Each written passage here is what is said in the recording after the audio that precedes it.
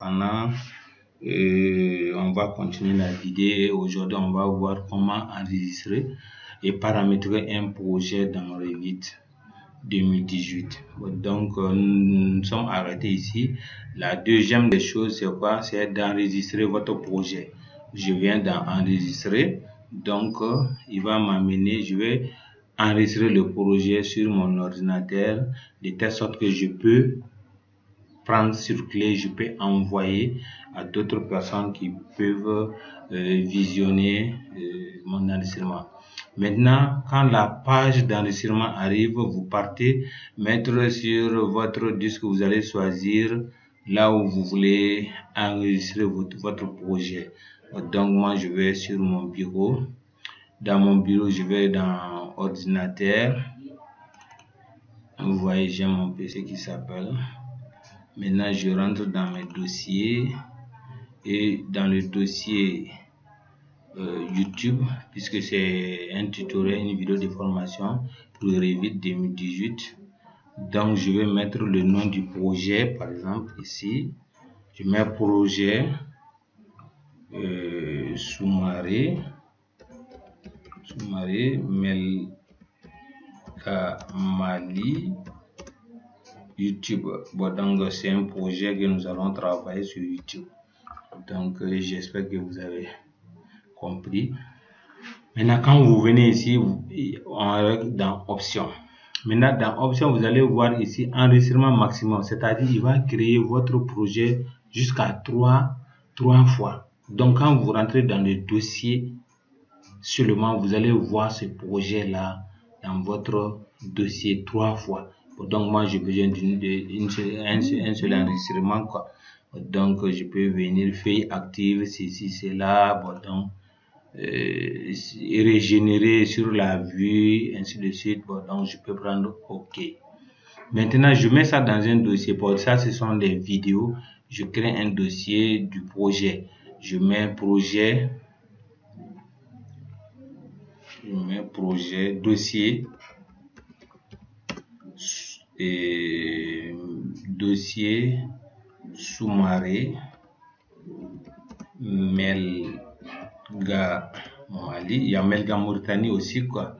Donc je crée le dossier de la personne et après je viens créer un autre dossier parce que je vais créer d'autres sous-dossiers, c'est-à-dire je vais avoir le fichier, je mets fichier, c'est un fichier Revit.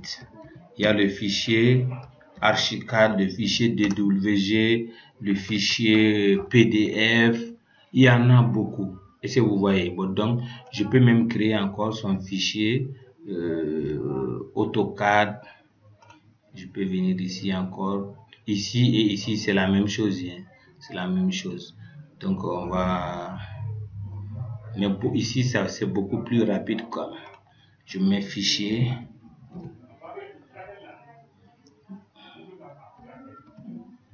Pardon. Fichier Archicad ou bien un autre fichier Timotion. Fichier Archicad. Vous voyez, mais ce projet, c'est un fichier Revit. Bon, donc je vais l'enregistrer dans Revit. Bon, donc le fichier Revit est là. Et je dis enregistrer. Quand vous rentrez ici, vous allez trouver seulement ce fichier Revit, fichier de gabarit. Donc je vous ai expliqué gabarit, c'est les dimensions que vous avez réglées, les propriétés déjà attribuées, les réglages déjà attribués à votre projet. À chaque fois que vous ouvrez un projet, vous allez chercher les gabarits, vous n'aurez plus besoin de faire les unités, ceci, cela. Donc nous avons un fichier Revit. Donc je dis OK. Maintenant ça va changer le nom directement. Projet 1.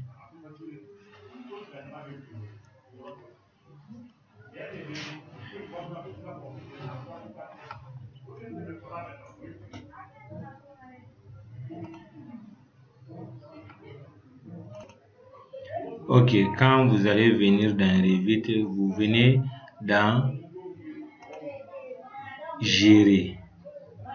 dans option gérer. Quand vous venez dans option gérer, vous allez voir les unités. Vous allez paramétrer les unités. Vous cliquez une fois.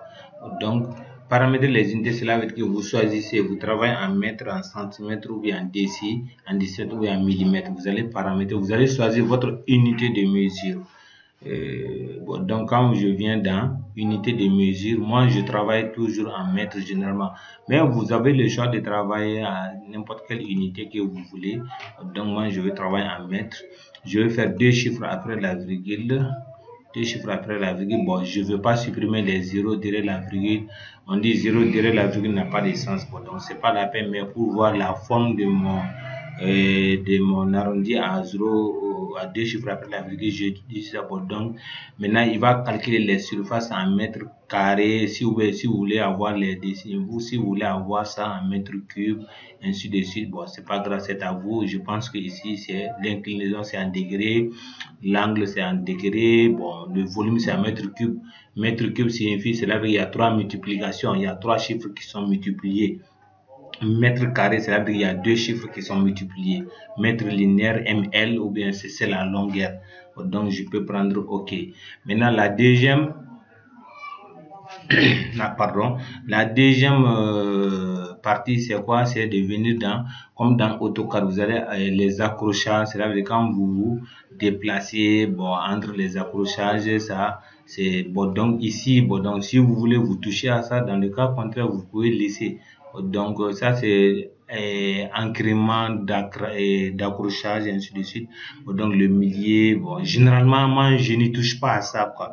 Ok, mais si ça vous intéresse, vous pouvez y toucher à ça. Maintenant, ça c'est, vous avez enregistré votre projet. Ça ce sont les premiers réglages que vous devrez venir effectuer. Donc quand vous venez effectuer les premiers, vous allez venir aussi, c'est-à-dire comme dans Archicad. Dans Archicad, vous venez dans options pour les unités, les niveaux d'étage. Est-ce que vous avez compris? Dans Archicad, vous venez dans fichier et vous allez venir déterminer le niveau d'étage dans Archicad. Est-ce que vous comprenez? Mais ici, lui, le niveau d'étage, c'est-à-dire la hauteur, la largeur, vous venez directement ici. Comme vous pouvez venir ici pour afficher les niveaux d'étage, c'est-à-dire le soubassement, le rez-de-chaussée, la hauteur quoi, la hauteur sous plafond, c'est ça qu'on appelle les hauteurs sous plafond sont déterminées les niveaux. C'est-à-dire que du terrain naturel jusqu'à la dalle, d'une dalle à une autre, ainsi de suite, la hauteur à monter, à franchir, l'intermédiaire entre les planchers, c'est ça qu'on appelle. Bon, donc quand vous venez ici, quand vous allez venir ici, on travaille sur plan d'étage. Quand tout ce que vous allez faire, dessiner, il faut être dans option plan d'étage. Dans le fichier plan d'étage, quand je suis là, il va me donner, bon donc, cette hauteur, lui par défaut, il m'a donné 2 hauteurs seulement, 2 niveaux. C'est-à-dire que le niveau 00TN, jusqu'à hauteur sous plafond, et de la deuxième, là où commence le premier étage, il va donner les 2 niveaux. Donc maintenant, comment voir ces 2 niveaux là directement? Donc c'est très simple, vous pouvez venir dans architecture,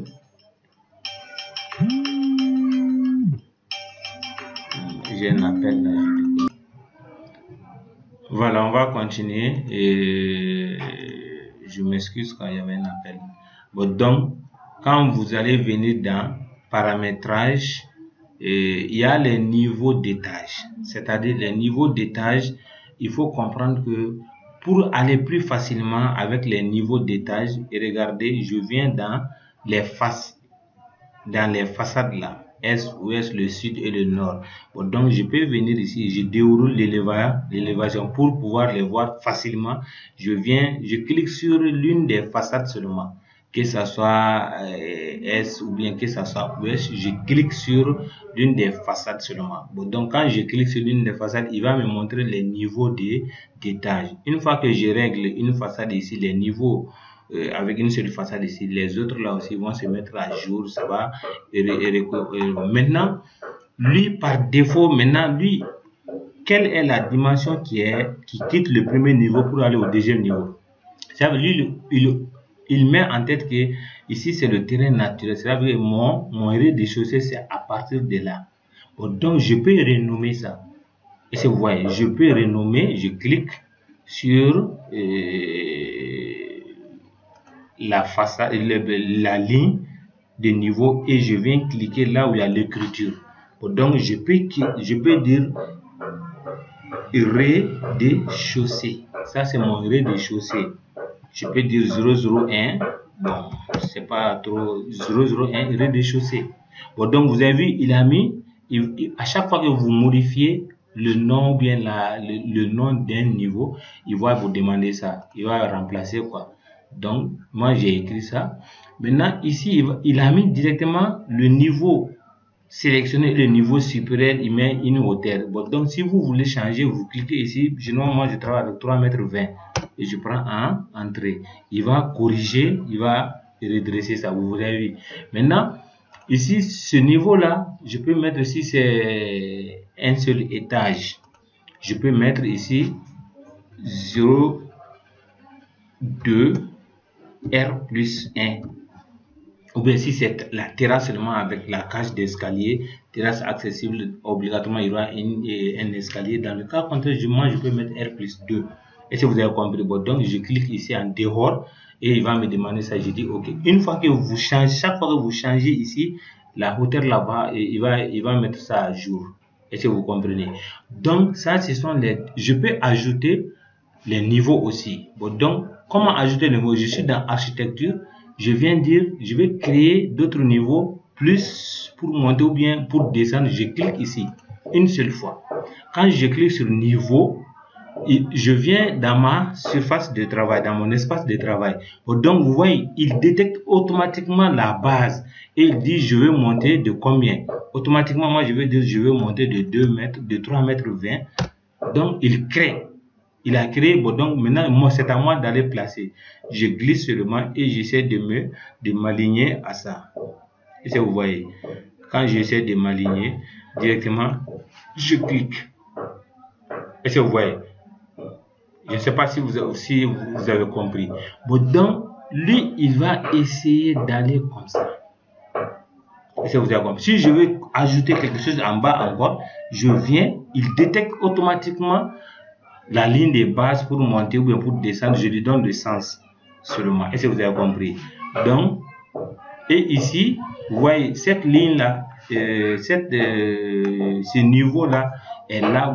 Je ne sais pas si vous voyez quelque chose. Qu'est-ce que vous remarquez? L'extrémité droite et l'extrémité gauche. Vous voyez les renseignements qui sont là. Si je veux les afficher ici aussi, c'est très simple. Je clique sur le niveau et je viens activer l'autre bout là. Je peux désactiver ce bout là aussi. Donc quand vous cliquez ici, c'est pour désactiver ou activer, afficher quoi si vous voulez. Bon, donc je viens. Maintenant ici, il y a deux cas. Ici, il faut comprendre que je vais activer en même temps. Lui, la ligne s'arrête ici. Vous voyez, ça doit venir jusqu'au bout ici. Bon, donc je clique sur le niveau et ici le point truc là, je prends et je continue.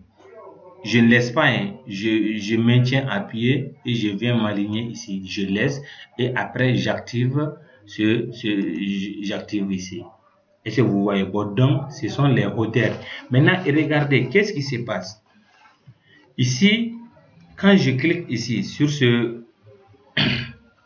niveau, il me dit de là à là, ça fait 3,20. De là à là, ça fait 3,20. Donc, directement, je vais me trouver à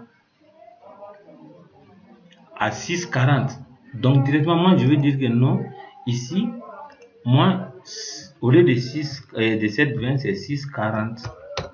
Il va faire la mise à jour, il va essayer de redresser. Il commence ici jusqu'ici, il fait le total quoi. Et si vous voyez, donc regardons ce qu'il va faire. Il va essayer de ce qu'il va faire. Donc vous voyez, lui il est descendu à 6 à 3. Vous voyez maintenant l'inconvénient. Lui, il a commencé ici. Alors que je vais lui faire savoir que non, ici, à partir de là, c'est 3,20. Donc, il va essayer de faire la mise à jour. Parce qu'il y a 2 là, qui est là. Bon, je viens ici. Et regardez, 3,20. Ici aussi, de là à là, ça fait 3,20. Et si vous voyez. Donc, moi, je fais les réglages comme ça. Et si vous avez compris. Donc, si vous voulez mettre ça ici, regardez, je vais mettre ici. On va corriger ici, vous allez voir. Il respecte les hauteurs, mais lui, il en a ajouté. Bon, ça, j'ai cliqué sur le point, c'est pour quand vous avez des lignes superposées, vous cliquez sur le point là et je maintiens appuyé et j'essaie de m'aligner directement. Bon, donc la machine est lente, quoi, voilà, donc je m'affiche. Mais donc, pour pouvoir modifier, il faut sélectionner le niveau. Je sélectionne le niveau et je viens ici. Pardon. Le niveau est sélectionné, je viens ici. Bon, je vais lui dire c'est 3 verts, par exemple. Regardez comment il va corriger.